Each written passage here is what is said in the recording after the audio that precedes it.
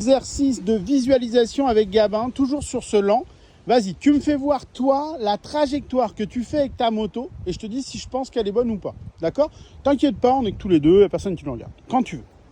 Donc, voilà, là, t'es parfait. Tu vois, tu montes bien. Super. Et là, tu regardes où, Gabin?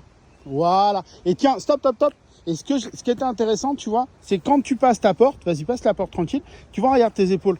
Elles font à peu près la largeur du guidon, hein, à peu de choses près. Donc quand tu regardes, si tu regardes entre les deux portes piquées, tu vois qu'il y a de la place finalement. Oui. Toi, impeccable. Ok. Ensuite, ouais, on monte devant ce cône tranquillement et on regarde au loin, tu vois. Et là, impeccable.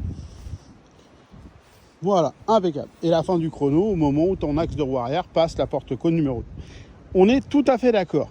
Moi, ce que j'aimerais maintenant, c'est que tu me dises à quel moment pour toi tu freines pour optimiser ton temps, puisqu'on a dit que c'était une course de lenteur. Tu es d'accord avec moi? Ouais. Quand c'est que tu freines finalement, Gab? Je peux freiner au milieu entre les deux.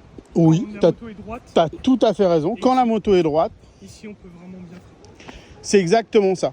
Hein, moi, je me donne comme repère visuel. Alors, c'est vrai que tu les as pas forcément partout.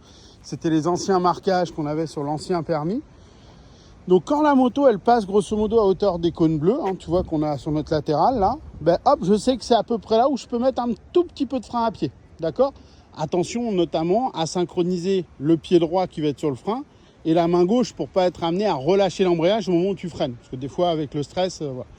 Mais on regarde bien notre cône, là on freine comme tu as raison, et puis après on relâche un peu l'embrayage, tu as tout à fait raison, pour passer cette porte. Et ensuite, dans cette longueur, c'est là qu'on freinera un petit peu encore avec le frein à pied. Ça me va mon gamin, c'est top ça.